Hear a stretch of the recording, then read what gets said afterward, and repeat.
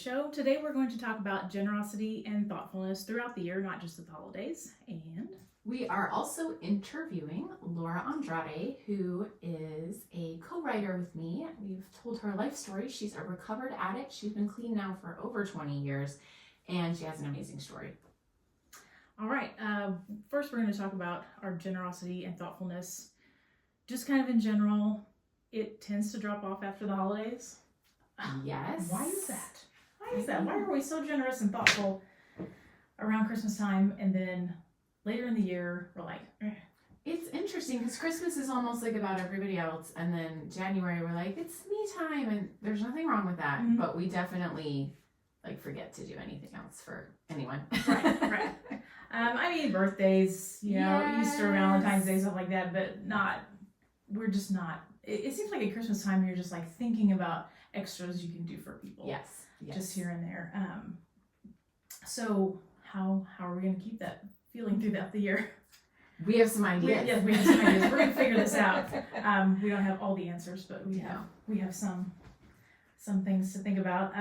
Okay, so what I do a lot of times, just so that I'm ready to be generous, I don't know that I would think about it, but if I did think about it, I could be like, hey, I have something. I keep a box of just like random stuff that I see that I might get in a blind box that I'm like, I think somebody else would like this way more better, or way more than I would. Just things like that, to have something at the ready where if you're like, hey, I should bring somebody something to cheer them up on the day of that you're seeing them. I love that idea. That it's just helpful to just have it. Yes. I love that idea, and like what you said about it too, just to be ready in the event of, being generous. So I loved that. Along that line, I like the idea of, I am not great at this. This topic is not like a super strong suit for me. But I am pretty good with food, and so I just like having some food items ready. You can make someone a dinner, a dessert, a snack, just a little something to cheer them up. Yeah, that's very nice. I think people really enjoy food items almost more than just a little trinket item or whatever. Food is always a good go-to. Food is a win, right? Every time, no matter what. And to kind of help me with my box of goodies, I keep notes on my phone for everything, because otherwise I would forget literally everything and I would not know what was going on ever. But of course there's a note on my phone that's like, just ideas for people. Like, I know certain people like certain things, and just, or if I struggle to remember, what people like, if they have a favorite food or something like that, and I want to make sure that I remember. If it's obscure or something, I'll write it in my notes, and that way, if you don't have a lot of time to shop, and because if I go shopping, I will look around and just be like, there's so many things. Yeah. So many things. I'm going to buy nothing because I can't make a decision. And you might even get distracted by what you like. Oh, I absolutely do that. I absolutely. Again, apparently this is not a good look for me, but I will go shopping for somebody else, and I will come out with more stuff for myself, because I will get distracted by all the cool stuff on the end caps, especially. So I agree. If you see something someone might enjoy, get it. My mom was actually kind of good at this, and she would have a little box, and someone would get married, and she'd be like, oh, I have the perfect thing, and she would like go through her stuff and get it. So All right. Well, it doesn't have to be a gift too. That's when you think of thoughtfulness and little thoughtful things, sometimes you just turn to a gift because that's kind of easy, and it doesn't take a lot of thought, honestly. You can just like do something and be like, here, I've done this for you. I've purchased this for you. But if you really want to put like a lot of thought in it, you could actually do something for someone instead of just offer, and it won't cost any money for the most part. If you offer to drive someone somewhere, obviously, that costs a little, but not in the way that, if you got someone flowers or a gift or something like that would cost. Someone, even to offer to accompany someone to an appointment or something that they are apprehensive about, that they, are a little nervous about it, or even an activity like that they are a little nervous about if they're trying something new and just want like, you know, some support on the buddy to do it with them, or if it's a workout or if it's a game or something. Yeah, I love that idea. Yes. And then I think too,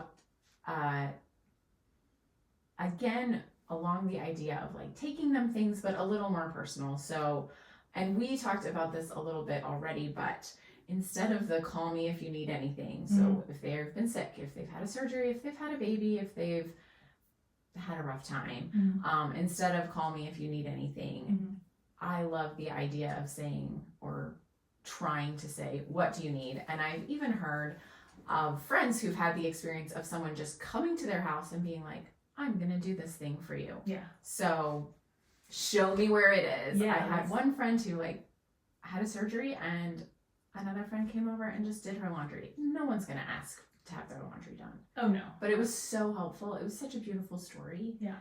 And that's nice. I don't know if someone said they were going to show up and do my laundry, it might give me more anxiety. and you could say like maybe you could make dinner instead. Empty the dishwasher instead. That could be a better dishwasher. thing. There we go. Yeah. My laundry. Although maybe if you got desperate enough, you'd be like, fine. I mean, it's not the laundry itself. It's just like getting in and out of the laundry room. It's kind of a struggle in my house. Oh, I would be. There's stuff. More embarrassed just about my laundry in general. Yeah, don't look at it. Totally more embarrassed about the room than laundry. Okay. And you know, another thing along the lines of accompanying somebody somewhere or whatever, you could just like offer to take someone out to lunch or to coffee. I mean, that's just sometimes people just need to get out of the house or just to talk to a friend. Yes, and I need that sometimes. Like I think we all need that, even if you don't take them. If you're like, hey, let's go do this today, I think people, and if they can't, they'll tell you. I tell people if you can't.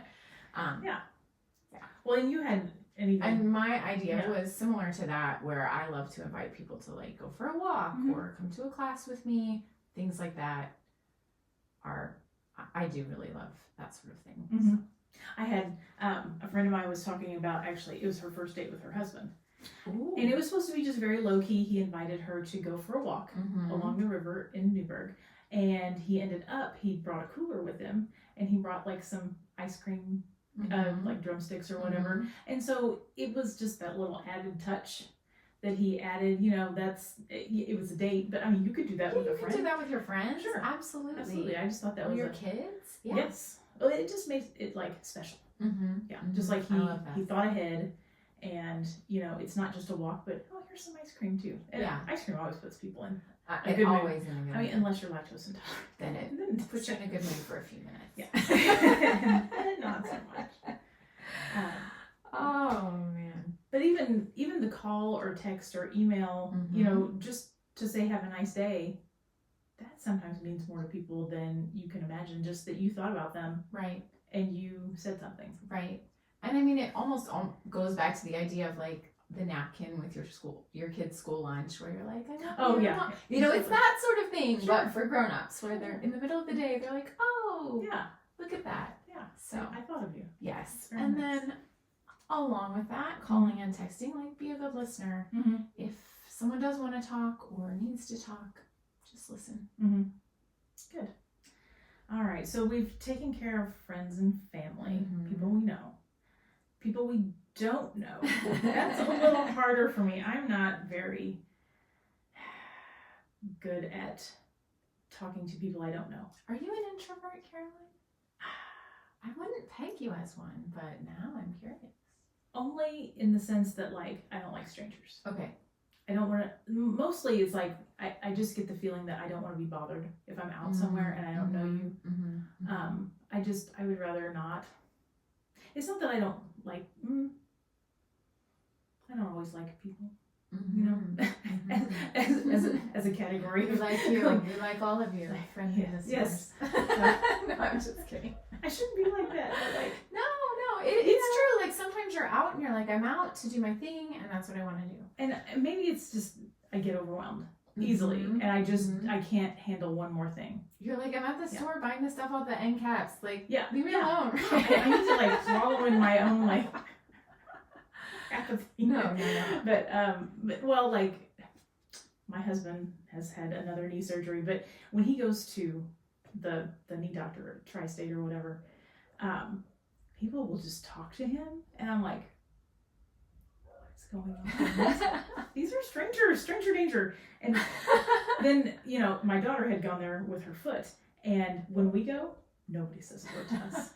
They absolutely, every time I walk in there with him, people are like, random people are talking to him and all this stuff, and I always am like, they don't ever talk to us when we come in, you know, like me and my daughter, and he's like, I think you guys give off a vibe, just like, don't bother me. Like, I don't want randos bothering me.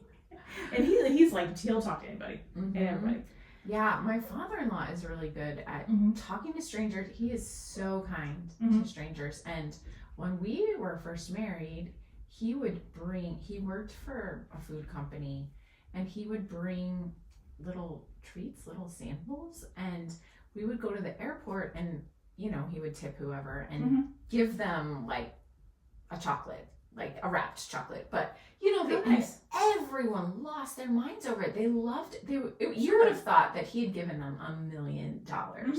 Like, it just had such an impact, and it was really interesting to see that, like, this tiny thing just makes someone so happy. So that was really interesting, and he really is just so kind to strangers that he meets, people he passes on the sidewalk, whoever, it doesn't matter. He is really good at being polite to people he doesn't know, and not just polite, like truly kind. So, well, that's very nice. That's absolutely nice. Now, that said, I love to volunteer, and I love to help out and help people, but I guess I just don't want to talk.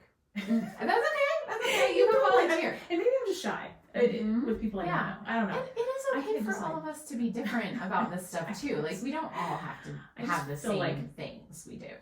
That's true. Yeah. But no, I really enjoy volunteering and, you know, donating my time and things like that. But I just, I don't know. That's okay. Yeah, that's okay. And along with volunteering, there are just, again, like levels of shyness and levels of comfort and all different things that we do. And one of them could be just to donate. It could be to donate money. It could be to donate time. It could be to donate clothes, whatever it is. But just making donations to your community in whatever.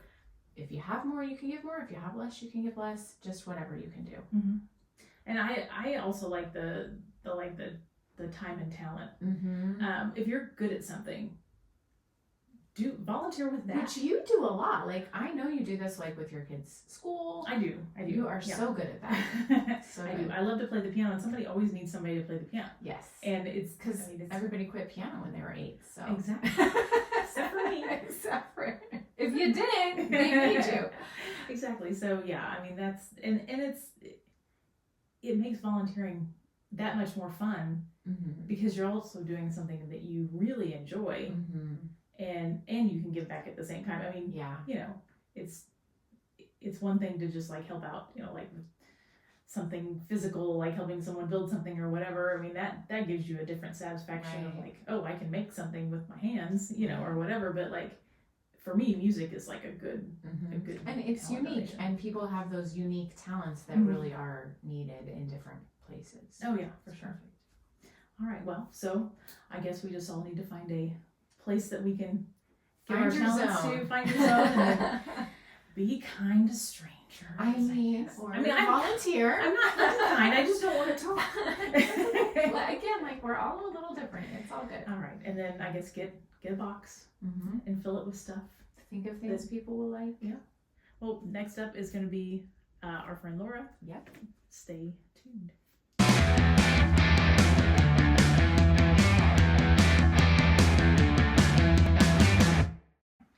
All right, we are here with my good friend, Laura Andrade.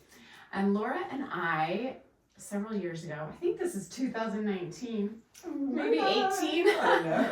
we worked on this book together. Laura is a recovered addict, and she's been clean now for almost 30 years. And so this is her story. Since I was 7. Not quite that long. But she is only 29. Right. So, yeah, so it's been a long time. No, just kidding. Before we were born, I think. But this is her story of falling into the drug world, first in Hawaii, later in San Diego, and some of the struggle that she had to go through to get out of that life, to get her daughter back from foster care, and to start to build a new life. Mm-hmm. And one of the things that impressed me so much as we wrote the book together is how much generosity Laura had through the whole story. So even when she was down on her luck, even when she was hitting rock bottom, even when things were not good, even when it was misplaced and the generosity was given to people who maybe it shouldn't have been given to, always this thread of generosity throughout your story. And that's our episode today. So we wanted to have you on to talk a little bit about how that generosity has helped you get through some of these times and just helped you in your life right now as well. So first off, how did you find that sense of generosity? Was it always there? Is it something, how did that come to you? Well, my mom was always very generous, so I've just, I've learned that from my mother, and our household was just like that. My big brother's very generous too. He still is. That's He still true. is. Yeah. Yes.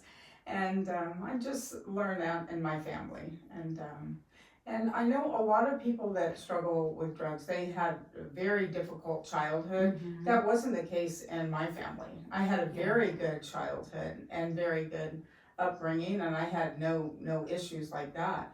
But later on in life, when my daughter was harmed, that's really why I fell very hard into drugs, Mhm. because I was trying to numb that pain. Yes. But the first time that I fell into drugs, it was just pressure from the so-called best friend, Mhm. just basically to shut somebody up from just pressuring me over and over and asking me a million times to try it, just basically to shut somebody up. And that changed the whole course of my life, Right. just trying it the first time. So, and that's why we titled the book 4 Seconds, because that 4 seconds would change the whole course of my life. Yeah. So One direction as you fell into drug use, and then the other direction as Yeah. you came out. correct.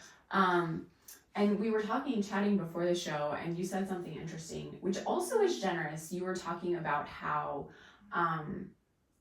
when people fall into a drug life, there is usually some kind of pain, and that you try to see that, to find that, to help them kind of. Right. Well, when I see somebody that's on drugs, I don't see them like, oh, look at that loser, they're on drugs. Mhm. When I see somebody who's on drugs, I empathize with them, really. I'm not excusing their behavior, but when I see them, I wonder what kind of pain they're in. Yeah. I just see them completely different.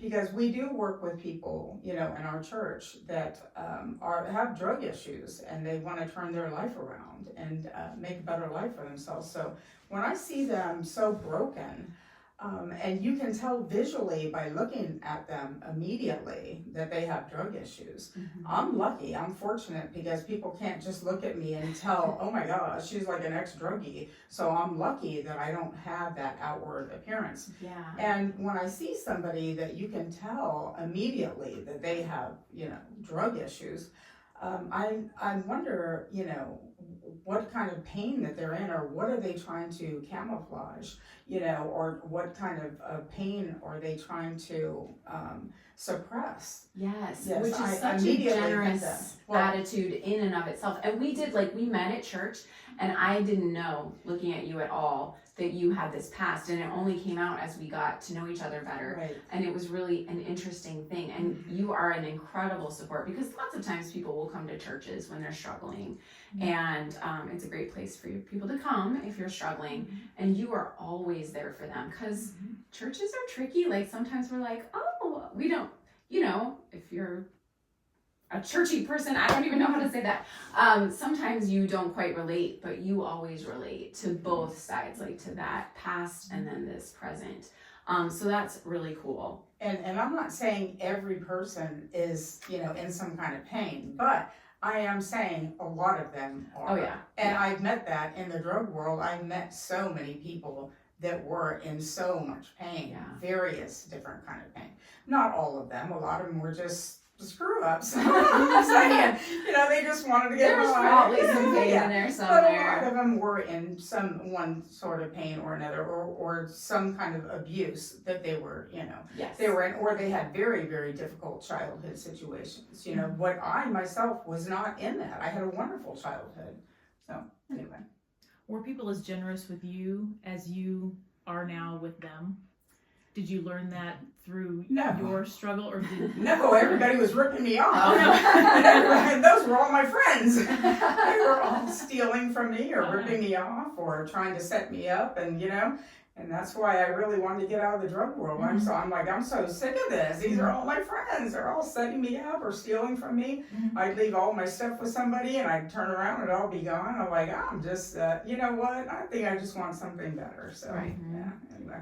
Yeah. No one was generous with me, unless they wanted something from me, And that is something you talked about a lot, like how people would, your friends, quote unquote, in the drug world would connect with you when they wanted something. Oh, yeah. And that was a big difference when you got out, is that now people were truer friends that you could connect with in other ways. Yeah. And if you had something to offer, like I was telling, that new guy Shane that's coming to our church, if you have something to offer, which he well knows, then you have all the friends in the world. If you have nothing, forget it. Then you have no friends. No Yeah. way. Yeah. And you could, like in the drug world, I was selling drugs. I was pretty high up there. So I was giving all my guys in my drug ring credit. So I would give them $800 credit, and they would go out and, work the drugs and then give me my $800 like in a day or two. So when I get Laura arrested. was a great business person. Well, I was giving them all the commissions, so I got pretty big pretty quick. So, and then when I go to jail, of course, no one's going down there and giving me my money or putting, money on my books, because they're figuring, well, that debt's gone, so I don't have to pay it. So I'm sitting in there with no money, to buy a bag of Doritos. So, because they figured, oh, well, she's arrested, so I don't have to pay that debt. It's gone. Okay. So that's a free one. Yeah. On to the next drug dealer, and I'll go get some more credit. So, but when you're out there in the world, it's like, hey, I need some credit on drugs. I mean, everybody's your friend when you have that, well, anyway. And then after you broke out, so, which, I mean, I don't even think you remembered how many times you went to jail, but there was a longer stint at the end. A lot of times in jail, no prison, but they let you out, you were on probation, and then they were like, go for it. Yeah, they told me to go back and, check it. They kept letting me go out because I had a severely injured leg, so they'd say, well, we're going to let you out and come back and report, for court. And I'm like, sure, right, I'll be right back. And I never go back. And so they have a FTA, which is failure to appear. And then I never go back, so then they'd rearrest me for failure to appear. And, so I was in and out, I can't count a lot, maybe 17 times, I don't know. And finally, if I had to guess. Yeah, finally you were kind of done. And also, the foster mother to your daughter came to you and said, Sabra, love her. She said, you got to pull it together because your daughter is about to go up for adoption. The time is almost up in California. Well, finally I did go, and they wouldn't let me out anymore because I had so many FTAs, failure to appear. So finally I did get sentenced, and I got 1 year. They were trying to give me 4 years, and I said no way. I fought it, and they gave me 1 year for 2 ounces of meth, and I was lucky. I only had 2 ounces, so because I had just got rid of a bunch of stuff. But anyway, so but I got 1 year. And so I was in county jail for 6 months, and I had 4 years of probation, 5 years of probation, and if I would have got in trouble any time during that course of time, I would have got 4 years in prison. So I'm like, I'm good. So you pulled it together. Right, and I actually asked my probation officer, I said, I want you to drug test me twice a week, because Sabra, the foster mother, said, you know what, they're going to try to put your daughter up for adoption now. I'm like, that's never going to happen. No one's ever going to adopt my child. But she had been in foster care by this time for 3.5 years. And I said, no one's ever going to adopt my child. So I asked my probation officer at that time to drug test me twice a week instead of once a week, because I said, everybody's trying to suck me back in, and I don't want to ever like be tempted to do drugs. So if you're tested twice a week, then you can't be tempted instead of once a week. And he said, Laura, I'm never ever going to forget you, because nobody has ever asked me to drug test them more than what's required, the normal once a week. And I said, well, I have to do it. And I'd have to take a bus, because the cops kept my car, they kept all my money, everything, to fight the war on drugs, which was me. I'm like, you're keeping all my stuff. I worked hard for that money. And so I had to take a bus 4 hours from Rancho San Diego one way and transfer like 3 or 4 times all the way to downtown San Diego to drug test, and then 4 hours all the way back, twice a week to drug test, and because I wanted to get my daughter back, and I didn't care, nothing was going to stop me. And you did. And I did. And how, after that, how did this generous spirit, like, how did that help you guys come back together? I got my daughter back, and I did the parenting classes and all the stuff I needed to do, but I filed for SSI, and I had to wait like 3.5 or 4 months to get that. So I was sleeping on my friend's couch, which was a drug addict. So I watched them get high every single day, and I didn't do any drugs because I was taking the bus downtown. But these were the only friends I had were drug addicts. But I was watching everybody get high every day, and I was going down to take the bus. But I didn't know anybody else, because I was like a drug dealer for 4 years. But I told them, I will give you money when I get this SSI check, because I had no money to give them or no drugs, because I had quit dealing drugs. So I told them, once I get this SSI check, I'll hook you up with some rent money, and that's all I had to offer, because I didn't have anything else. So that's what I did. And then when I got that SSI check, the back pay, then I got this raggedy apartment over a liquor store. It was horrible. It was over this liquor store in downtown San Diego. It was terrible. It had like 40 different colors of paint in it, and so I got paint on clearance from like Home Depot.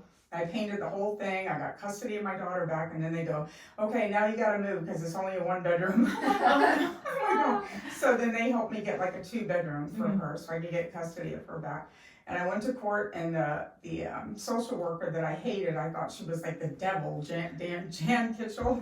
I thought she was. If you're out there, contact us, because you're a hero in this story. Yeah, you are the hero. I hated her guts. I thought she was like the devil, like trying to keep me from my daughter.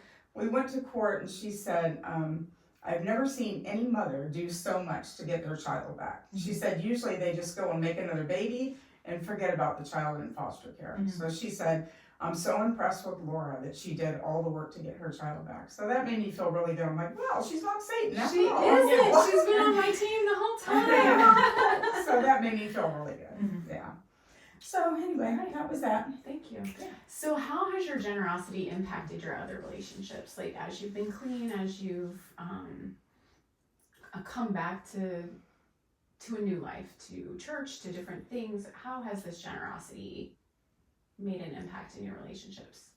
Well, I've just always been generous. I know weird you about, have. I've been weird about She talking is. about that, but I mean, I just feel strange about talking about that. I know But I mean, I know it's weird though.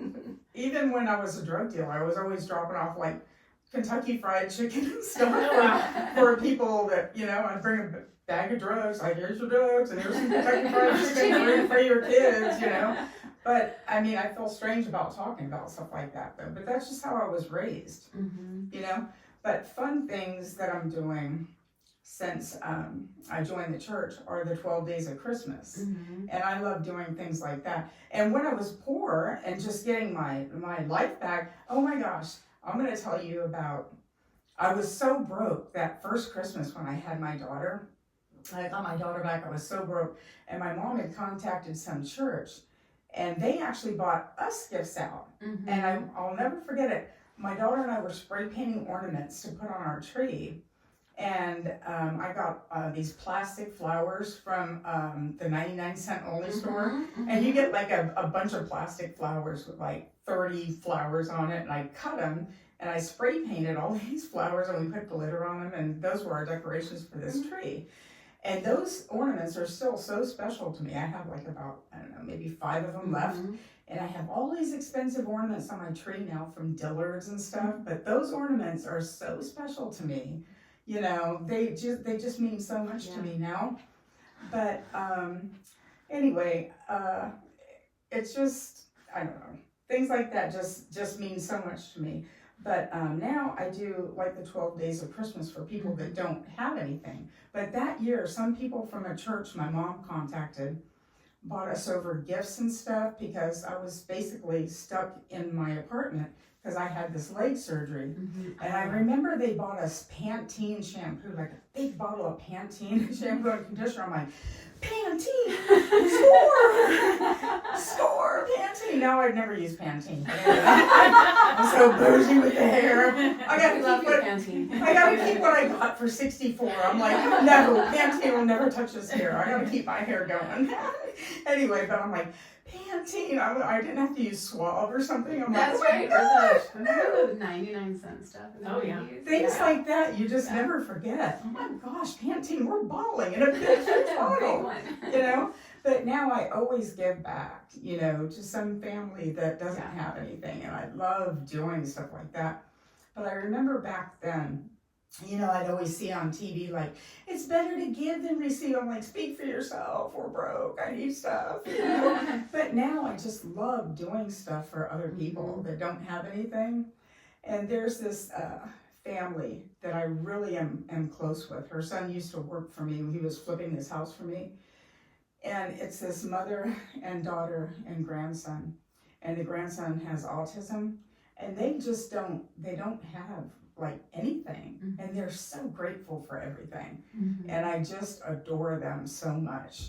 And I did the 12 days of Christmas for them one year, and it just made me feel so good. So now I knew what those people were talking about. You know, like it's better to give than receive, because then I was in the position to be able to give.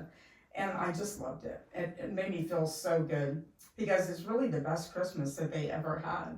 They just loved it. And they kept texting me like, we know you're leaving these Secret Santa gifts at our door. I'm like, I don't know what you're talking about. I just played stupid the whole time. I said, you must have been good if Santa's leaving gifts at your door. And I just played stupid. But they said they didn't know anybody else that would do something like this. But it made me feel so good to be able to give to somebody that doesn't have anything.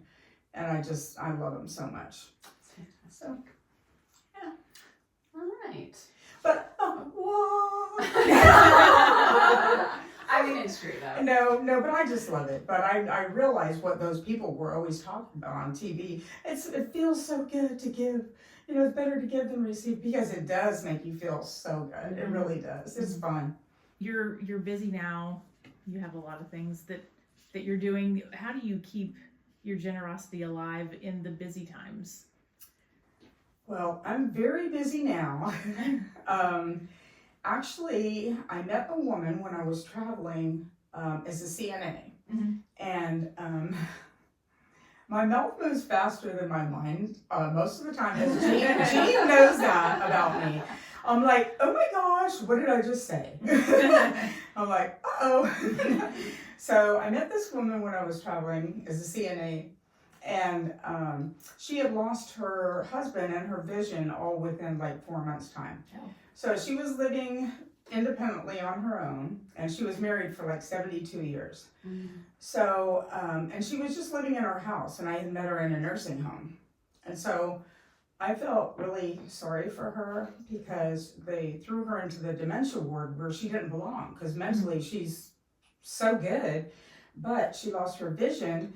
And she was demanding to get out of there. She's like, let me talk to a lawyer right now. I know my rights. Get me out of here. I don't belong in here. And she's like having a fit. And I'm a CNA. And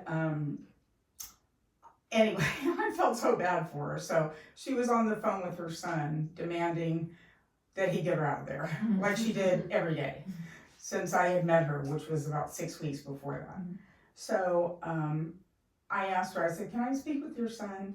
And so I got the phone from her and I said, hey, here's my private number. Why don't you give me a call tomorrow? Because I'm leaving. I'm out of here. I'm going back to Indiana, and I'm going to be gone in about 3 days, and I'm going to try to help you and your mom. And so he called me the next day. I said, hey, I feel really sorry for you and your mom, because she really doesn't belong here. You know, there's nothing wrong with her, and she's fine mentally. And I just feel so bad for you guys. He goes, tell me about it. I've been going through this for 6 months, and she gets kicked out of every nursing home, and I have to keep going back there from New York and moving her to another nursing home.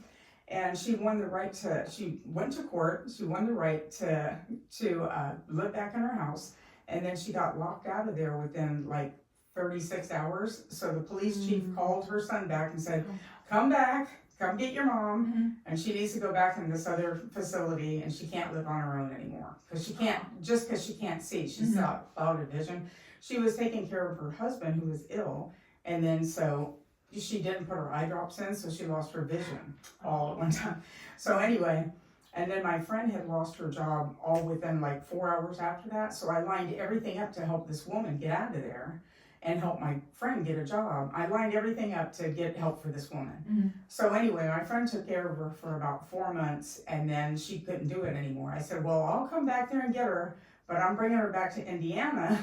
And I said, I'll move her into my guest room and I'll help her out, but I'm not staying in Iowa. There's not a remote chance in hell that I'm staying in Iowa. No way. And so I moved her back with me like a year and a half ago. And so I told her son, I said, I'll move her back here. We could try it and see how it works. She's 96. Wow. I know, wow. I said, I'll move her back here into one of my guest rooms. Here's my resume. You know, here's references from me, and I'll move her back here, but this is all you got. I said, I'm not staying in Iowa, I guarantee you I mean, that. that's a pretty good deal. Like, It's a 'cause great he deal. wasn't in Iowa either, so it's not like He was wasn't in further Iowa, from he's in him. New York. Yeah. And he's hauling but back and forth from New York to Iowa, back and forth, every time she gets kicked out of another facility. And now he's out of facilities. Yeah, right? She got the kicked Laura out. Andrade She got facility kicked out of now. everywhere. She got kicked out of everywhere. He's got nowhere left, and no place will take her back in because she's standing up, banging on all the walls, disrupting Get me out of everybody. here. Yeah. I know my rights. Get me out of here. Get me out of this hellhole. Yeah. I said we can try it. That's it. If it doesn't work, it doesn't work. But you know, at least we tried. I know. Well, it has it. Oh my gosh! At first, the first 5 months, I'm like, what in the hell was I thinking? What did I do? What did I get myself into? But now she's all settled in there, you know. And I said, the only way I'm moving her in is if you get another camera for her bedroom. I have a 3-bedroom gorgeous house. I sent him videos of my house. I sent him videos of her room. I said, I have a Vivint system because I want to see my cats when I'm out of town because I miss my kitties. I miss my kitties. And I said, oh, this is pretty good in case somebody breaks in. That's a good idea too. But I just got it because I miss my cats. And I said, you know, I said, I have a beautiful new house I just built, but I'm not staying in Iowa. There's no way. So anyway, so we could try it. If it works, it works. If it doesn't, you can have her back. He goes, no, it'll work. It'll work. He goes, it'll work. I'm sure it'll work. It'll work. I have faith in you. So anyway, she's been with me for a year and a half. So I'm getting paid travel pay, and I'm sitting at home on my brand new sectional watching my 80-inch TV. I'm like, it's going to work. It's going to work. Yay. So anyway, but anyway, so that's working out good. All right. I forgot the question. That's Sorry. it. Here's your last one. Here's It your just- last I mean, one. it shows your generous spirit that Well, you would take in a stranger. I just felt sorry for her. I mean, she didn't deserve to be there, you know, and I just felt sorry for her. So, and I felt sorry for her son. Oh my God, and his wife. Oh my gosh. And they think I'm like the savior because I saved them. You saved them. I saved them and Marilyn. Yeah. She really didn't need to be there. I felt sorry for her. Now she gets to go to Outback. She gets to live life. She gets to get out of there. So you know? chill, which is so vital for I people when they're know. older. And she's 96. I've had 2 birthday parties for her, and I send videos of her out enjoying her life. I send it back to her. I call them the Iowa girls, so they get to see her. And she had all matching pajamas with me and my grandson and my daughter, like all matching family pajamas with us at Christmas time. So, yeah. All right, last question. Are there any like tips you have for daily practice of generosity, like daily habits you have, or do you just grab opportunities when you see them? Well, when the elders were over yesterday, I told them I'm not going to date because I'm giving them all my generosity to help them church. to help them with all of their people that need me. I told them, you do a lot for I told them if I get on my recovering dating addicts. apps, they're going to lose me immediately. I said, there's so many 65-year-old men out there that are very desperate and need a wife, And I said, if you guys lose me, they said, Sister Andrade, you have a unique skill set. We desperately need you. No one can fill that void. We need you to find all these people that need to find God. You do. You definitely shepherd like a little bit of the brokenhearted. Yeah. Well, the very brokenhearted. Yeah. I can relate to them only because I've been there. Yeah. I know what they're feeling. It's like I know exactly what they're feeling because I've already lived that life. And for years. I had overcome drugs back when I was like 37. 37, I got off probation. I was on probation from 32 to 37. And then I was still miserable till I was 50. And I was traveling all over the world. I was going to Dubai, Bali, Indonesia with my ex-husband. I was Milan, Italy. I was traveling all over the world. I'm not your typical ex-meth drug dealer. I was traveling all over the world. I had a very... a really good life, and I was still miserable until I found our church. And now I'm happier than I've ever been in my life, So I'm really happy, and I'm at peace, and I'm good. I'm really, really good. So I know what our church has to offer me personally, and it brings me peace. It really does. So, but I still smoked cigarettes. I still drank alcohol from the time I was 37 till I was 50 when I joined our church. And I was miserable every day. I was on a lot of prescription drugs. And now I don't take anything except for like a leave once in a while. So, yeah. So, yeah. I'm And just it very, really very... was like your recovery process was a process. Like it was the recovery from drugs. It was the recovery from the drug world. And then it was The recovery from my ex-husband. the recovery from your marriage. Sorry. The recovery from your the smoking and the alcohol, and then you and your daughter had to recover your relationship. Right. There were all of your recovery with your relationship with God. Like all of these things had to be recovered, and they happened in stages. Like they happened in steps. Well, I didn't even believe in God when I first started going to church. I didn't believe there was a God to let little children get harmed. I was very anti any kind of church because I just didn't believe there was a God. So for me to find our church and God, it was like huge. And the transformation's been absolutely incredible. And I see more clearly the contrast between, dark and light. I mean, I see it so clearly because I know what that life brings without Christ. I mean, it brings absolute misery. Even, not just to mention the drug life, but the life without Christ. Because even after the drugs, I was so miserable for so many years. So, anyway. All right. Thank you, Laura. Thank you so much. Thank you. Yeah.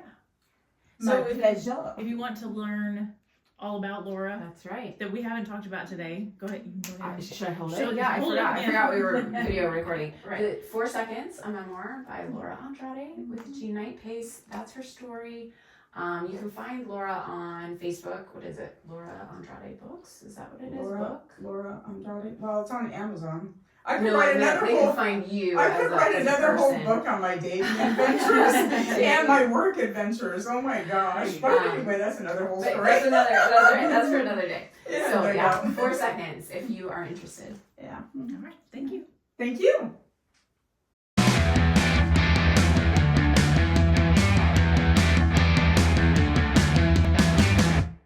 Special thanks to our guest, Laura Andrade, author of 4 Seconds.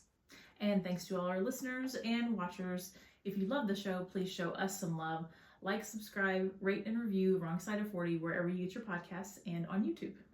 Next time, we will be doing IRL versus IG. Who are you? We'll be playing a game about what we value. Come back soon and hang out with us on the Wrong Side of 40. To get more information on the topics we discussed today, including product links and discount codes, visit carolinefardig.com/wrongsideof40. That's carolinefardig.com/wrongsideof40. Keep in mind, we're not doctors or specialists or even top experts in our fields. Any health advice you hear on this podcast is meant for entertainment purposes only. For behind the scenes photos and videos, follow at Wrong Side of 40 on Instagram. Thanks for listening, you awesome Gen Xers.